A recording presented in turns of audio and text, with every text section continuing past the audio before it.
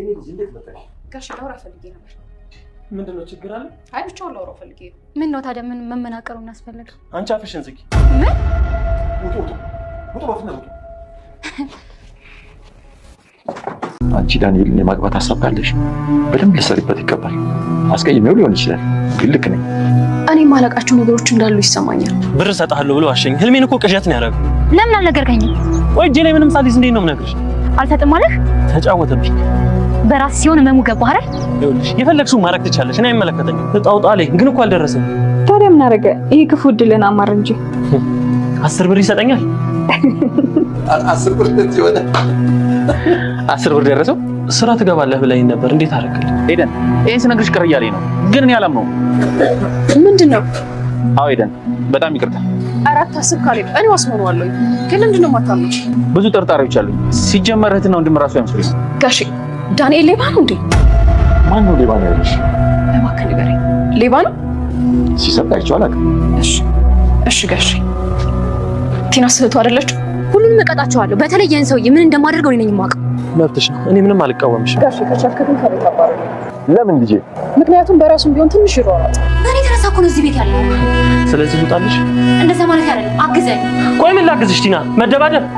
ሁሉንም ነገር አሻንጉሊትሽ እመስልሻለሁ እንዴ? አንዳንዴ አደበትሽን አይደል? ዞር በይ እስቲ። በአስቸኳይ ፍቺ እፈልጋለሁ። አልፈታም። ምን ታመጣለህ? በግድ አብሬሽ እንደሆነ ታስገድጂኝ? አዎ ሳልፈልግ አስፈታለሁ። በጣም አስጠልጥሽ። እንደውም ልንገርሽ ሌላ ፍቅረኛ ይሻል። ከሷ ጋር መኖር ፈልጋለሁ። ካሌብ ማንን? ምንድነው የምታወራው? ያኔ በማያገባት አንቺ ልታታልኝ ነው? ንገሪኝ፣ ልታታልኝ ነው? አንቺን አይደለም እንደሚያመጣሽ? አቤት ይኸውልሽ አባዬ አንቺ ለሱ መዳር ነው የሚፈልገው። አንድ ነገር ልንገርሽ፣ ያንን የማይከሆነ ግን ማለት ነው አብረን ነው የምንቀበለው። እስካሁን አላውቅም ነበር ማለት ነው። ስራ ፈት ኤደን እናታናት እንዴ? የትኛውም ሴት ብትሆን ምረጪ ብትባል ካንተ እሱ ነው የምትመርጠው። ዳኒ የኤደን ወደ እነ ካሌብ ቤት መመላለስ እጅግ በጣም አስጨንቆት ነበርና አሁን ላይ ምርጫ ያደረገው ካሌብ በተቀመጠበት ሳያስበው ሄዶ ማነቅ ነበር። በተለይ ደግሞ ካሌብ ቲናን በቃ ከቤት ውጪ፣ እኔ እንደውም አዲስ ፍቅረኛ ይዣለሁ ከሷ ጋር ነው መኖር የምፈልገው ካለበት ሰዓት ጀምሮ እጅግ በጣም ተጨንቋል። በቃ የኔን ኤደንን ነው የሚያገባው በሚል ትርክት በጣም ተበሳጭቶ ነበር። ኤደንን በማታውቀው ምንም በማታውቀው ነገር አንቺ ልታታልኝ ነው ብሎ ሄዶ አንገቷን ለማለቅ ሞክሮ ነበር። ኤደን ወደዛ ቤት የምትመላለሰው የካሌብ አባትም ከዛ ቤት ዳኒን እንዲያስወጡት የራሱ የሆነ ህይወት የራሱ የሆነ ስራ እንዲጀምር ነበር።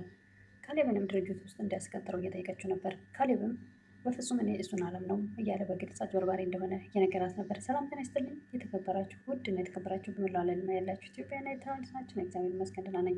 የግፈኛዋ ሚስትና የሰራተኛዋ ፍጥጫ ክፍል 33 አብረን እናያለን።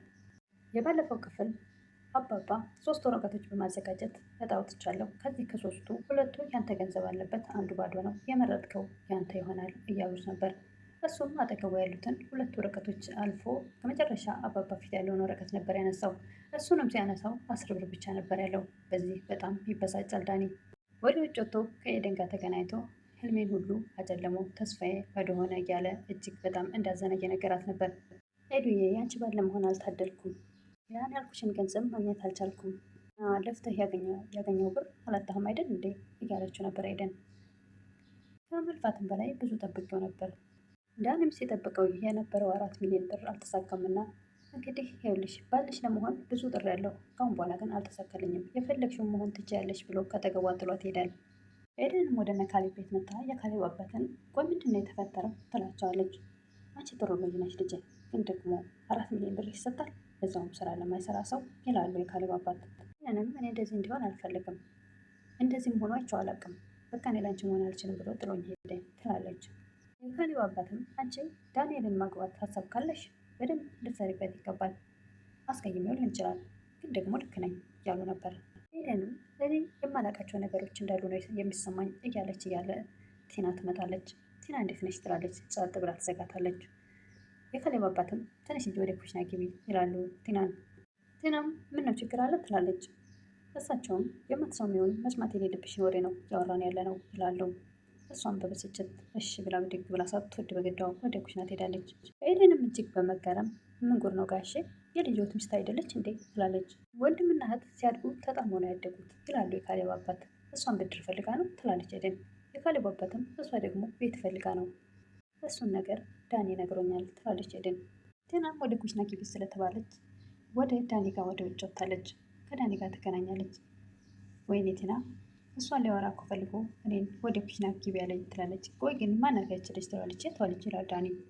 ያቺ ባለፈው የሸኘሃት ህልሜን እኮ ቅዠት አደረገው ብር እሰጥሃለሁ ብሎ ተጫወተብኝ ይላታል። ለምን አልነገርከኝም ትላለች ቴና። እንዴት ነው ብር ሳልይዝ እጅ ላይ ምንም ሳይኖር የምነግርሽ? አየህ አይደል በራስ ላይ ሲደርስ ህመሙ ገባህ አይደል ትላለች ቴና። ዳኒም እንግዲህ የፈለግሽውን ማድረግ ትችላለሽ መለከተኝም ይላል። እርግጠኛ ነህ? አዎ የፈለግሽውን አድርጊ ይላል ዳኒ። እርግጠኛ ነህ? ቆይ አንተ አታግዘኝም? እኔም የምችለውን አግዝሻለሁ ይላል ዳኒ። ካስፈለገ እኮ የማይቻል ነገር የለም ትላለች ቴና። ዳኒም እኔ ደግሞ የምችለውና የማልችለው ነገር አለ፣ ስለዚህ የምችለውን አግዝሻለሁ ይላል። ኤደንም ዳኒም ሀብታም ባል ፍለጋ ቢሆን ኖሮ የኔ ምኞት የኔ ፍላጎት ከአንተ ጋር አልታገልም ነበር። ወይ ምንድነው ሀሳብ ትላለች። እኔ ምኞቴ ሀሳቤ ከአንቺ ጋር መኖር ነው፣ ስለዚህ መስራት ያለብን ትሰራለህ ማለት ነው ትላለች ኤደን። አሁን ግን ትክክል አይደለም፣ መረጋጋት ትፈልጋለሁ እያለ ነበር ዳኒ። እንደዚህ ደረቅ ነህ እንዴ ትላለች ኤደን። ደረቅ አይደለም ይላል። እና ደረቅ ባትሆንማ በሰው ገንዘብ እንደዚህ ግግም ትላለህ? ደግሞ በእንደዚህ አይነት ሀሳብ አልስማማም ብላ ከጠገቡ ተነስታ ትሄዳለች ኤደን። ዳኒ አሁንም ወደ እነ ካሌብ ቤት መመላለሱን አልተውም።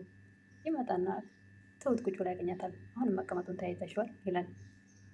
የሰውዬ በጣም ነበር የምወደው፣ አሁን ግን በጣም ጠላሁት ይላል። ለምን ትላለች ትሁት። ምክንያቱም በጣም ውሸታም ነው ይላል ዳኒ። ደግሞ ምን ዋሸህ ትላለች ትሁት። ብሩን እኮ አልሰጠኝም ይላል። አልሰጠም ማለት ትላለች ትሁት። ከዛ አውጣለኝ ግን እኮ አልደረሰኝም። እና ታዲያ ምን ያድርግህ? ይህን ክፉ ድልና ማር እንጂ ትላለች ትሁት።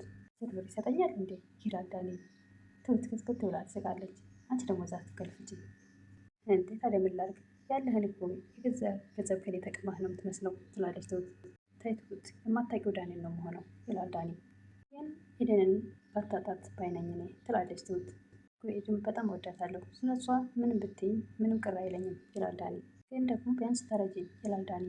ቆይ የአንድ ትዳር ለመመስረት የሌላው የስንት ሰው ህይወት መበላሸት አለበት ትለዋለች ትሁት። እኔ ቴናን ወድጃት አይደለም እዚህ ጋር ያለሁት ይላል ዳኒ። ከአንተ ጋር መሆን እኮ የሚወዳትን ሰው ልብ ሰበረች ትላለች ትሁት። ምንም ሳያደርጋት ደግሞ አባዬን አስቀየመችው። አስበው በአባዬ ፊት ያደረጋችሁትን ነውር ሁሉ እስኪ አስበው እንዴት እንዳሰቃያችሁት። በእናትሽ አታስታውሽኝ? ደግሞ በእርግጥ እኔ እሱን ምንም አላደረኩትም ይላል ዳኒ። ትሁትም ያለፈውን ቢያስታውስ ምን የሚፈጠር ይመስላል ትላለች ትሁት። ምን ይፈጠራል ብለሽ ነው? ግንባሬን ብሎ ይገላግለኛል። የሚገርመው ነገር ደግሞ የኔና የሷ ሞት አንድ መሆኑ ነው ይላል ዳኒ። ቢያንስ አልሞትክም ትላለች ትሁት። ዳኒም እንደዚህ ከመሆን ሞት ይቻለኝ ነበር ይላል። በጣም ያናደደኝ እያለ አሁንም ስለ አባባ ያወራል። እንግዲህ ያዋጣኛል የምትለውን ነገር በሙሉ አድርግ ትላለች ትሁት። ካሌብ አባቱን አባዬ ግን እንዴት ሆነ ዳኒ ይላል። እዛ የጻፍኩለት አልደረሰውም 10 ብቻ ደረሰው እያሉ ክትክት ብለው ይስቃሉ። ቆይ ግን የምር ቢደርሰው ተሰጠው ነበር ይላል ካሌብ። ትሁትም ቀጠለች። አባዬ ግን የመረጠው ቢወጣ ተሰጠው ነበር ትላለች። እዛው ላይ ተጻፈ ይላሉ እነሱም። ትሁትም ልጁ እኮ ሊያብድ ነው ትላለች። እንዴ በሰው ገንዘብ ማበድ አለ እንዴ ይላል ካሌብ። አሁን ተስፋ ቆርጧል ትላለች ትሁት። አባዬ ግን ስምህ ደመላሽ ነበር መሆን ያለበት ይላል ካሌብ አባቱን። ደመላሽ ምን አድርጌ ካሌብ ይላል ካሌብ አባት። ታንጂ አባዬ እያደረግክ ያለው ነገር እኮ ቀላል አይደለም። እነሱ በእኔ ላይ ያደረጉትን እኮ በፍጹም እኔ ገና ምንም አልጀመርኩትም እያሉ ነው የካሌብ አባት። የገዛ ቤቴን ካልወሰድኩ ብላ እሷ ካላበረርኩት ነበረ።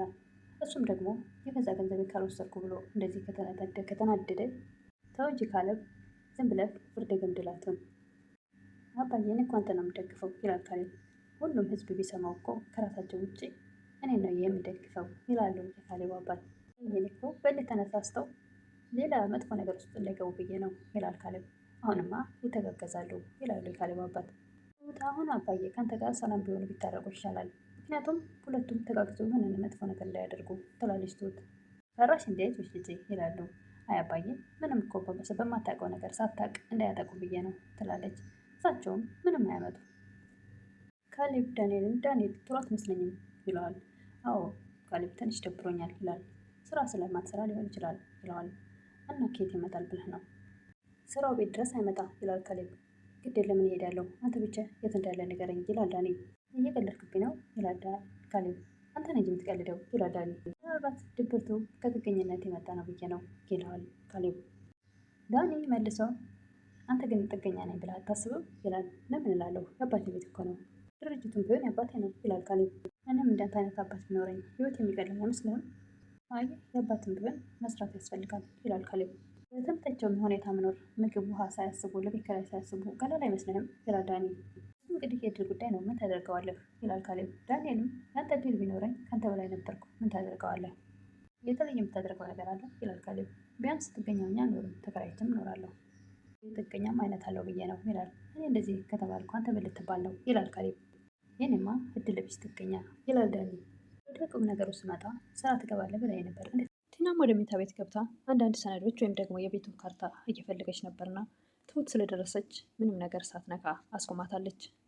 በቀጣይ ምን እንደሚፈጠር አብረን የምናየው ይሆናል። ለዛሬ የቀረብኩት የሰራተኛዋና የግፈኛዋ ሚስት ፍጥጫ ይህን ይመስል ነበር። ለምትበረታቱኝ እህቶች ምስጋና ከልብ ነው። አሁንም አብረታችሁ አይለኝ እላለሁ። ቪዲዮ ጀምሩ፣ ላይክ ያደረጋችሁ ጀምሩ። አዲሶች ደግሞ ሰብስክራይብ እያደረጋችሁ አበረታቱኝ እላለሁ። አመሰግናለሁ።